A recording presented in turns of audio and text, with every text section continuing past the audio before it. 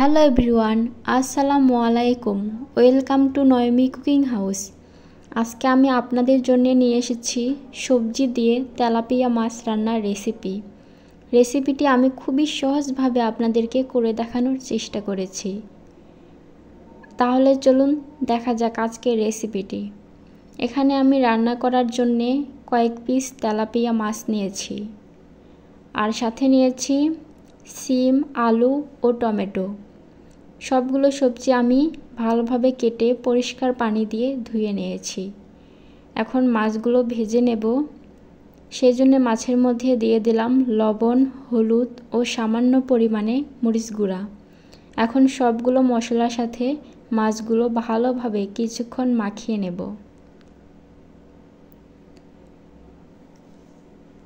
আমরা অনেকেই মাছ ভেজে রান্না করে খেতে পছন্দ করি, আবার অনেকে কিন্তু ভেজে খেতে পছন্দ করি না।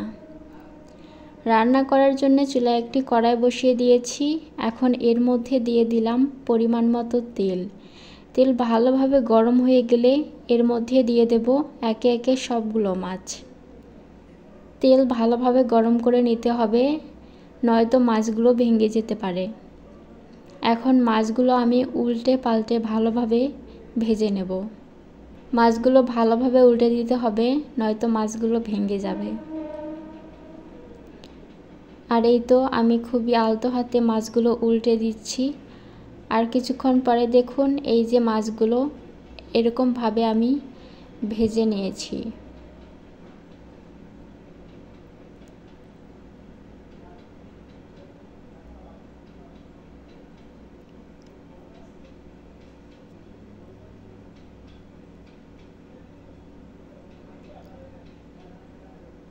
মাছগুলো আমি কিছুক্ষণ ভেজে নিয়েছি, আর মাছগুলো আমার ভাজা হয়ে গেছে। এখন একে একে সবগুলো মাছ প্লেটে উঠিয়ে নেব।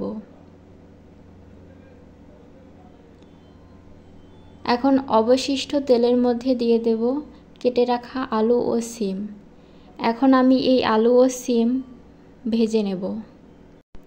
এখন এর মধ্যে দিয়ে দেব সামান্য পরিমাণে লবণ ও হলুদ।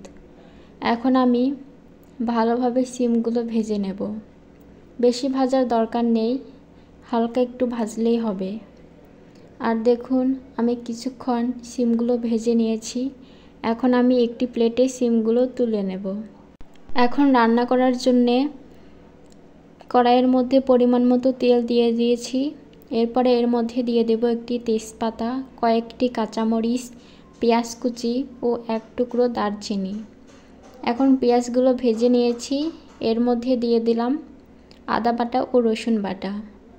এখন আমি আদা ও রসুন বাটা ভালোভাবে ভেজে নেব, যাতে আদা রসুন বাটার কাঁচা গন্ধটা চলে যায়। আদা রসুন বাটা ভাজার পরে এর মধ্যে দিয়ে দিলাম সামান্য পরিমাণে একটু পানি। এরপরে এর মধ্যে দিয়ে দিচ্ছি হলুদ গুঁড়া, মরিচ গুঁড়া, গরম মশলা গুঁড়া, জিরা গুঁড়া ও স্বাদমতো লবণ। এখন সবগুলো মশলা দেওয়ার পরে ভালোভাবে একটু নেড়েচেড়ে দিচ্ছি। এরপরে একটি ঢাকনা দিয়ে ঢেকে মশলাগুলো কিছুক্ষণ ভালোভাবে কষিয়ে নেব। আর দেখুন মশলা থেকে তেল ছেড়ে দিয়েছে, আর আমার মশলাগুলো কষানো হয়ে গেছে। এখন এর মধ্যে দিয়ে দেব কেটে রাখা টমেটোগুলো দেওয়ার পরে ভালোভাবে টমেটোগুলো মশলার সাথে নেড়েচেড়ে দেব। কিছুক্ষণ আমি নেড়েচেড়ে দিয়েছি। এখন ঢাকনা দিয়ে ঢেকে মশলার সাথে টমেটোগুলো কষিয়ে নেব। কিছুক্ষণ পরে ঢাকনাটা সরিয়ে নেড়েচেড়ে দিচ্ছি।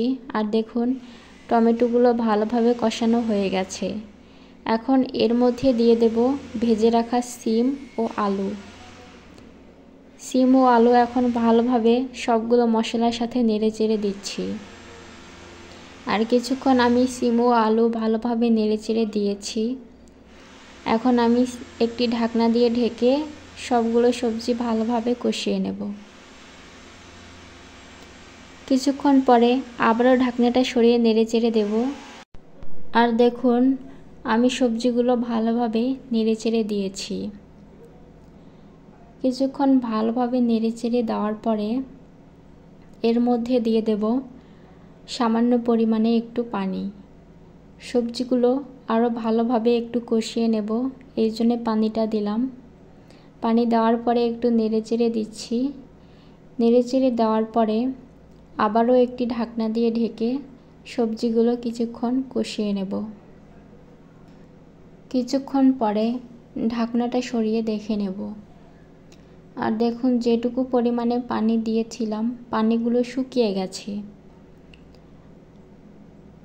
আর সবজিগুলো 80% মতো সেদ্ধ হয়ে গেছে। এখন আমি এর মধ্যে দিয়ে দেব ঝোলের জন্য পানি। পরিমাণ মতো পানি দিয়ে দিলাম। এখন একটু নেড়েচেড়ে দিচ্ছি। এরপরে ঢাকনা দিয়ে ঢেকে ঝোল ফুটে আসা পর্যন্ত অপেক্ষা করব। কিছুক্ষণ পরে দেখুন ঝোল ফুটতে শুরু করেছে। এই পর্যায়ে দিয়ে দেব ভেজে রাখা মাছগুলো। মাছগুলো দেওয়ার পরে আবারও ঢাকনা দিয়ে ঢেকে কিছুক্ষণ রান্না করে নেব। কিছুক্ষণ পরে আবারও ঢাকনাটা সরিয়ে দেখে নেব। আর দেখুন রান্না হয়ে গেছে। আপনারা চাইলে এই পর্যায়ে ধনিয়া পাতা কিংবা ভাজা জিরাও দিতে পারেন। আর এখন আমি আপনাদেরকে পরিবেশন করে দেখাচ্ছি। আমি যেভাবে রান্না করেছি আপনারাও একবার এভাবে রান্না করে খেয়ে দেখবেন, খেতে দারুণ লাগবে। আজকের ভিডিওটি ভালো লাগলে অবশ্যই ভিডিওতে একটি লাইক দিবেন। আজকে এই পর্যন্তই। সবাই অনেক বেশি ভালো থাকবেন, সুস্থ থাকবেন। খোদা হাফেজ।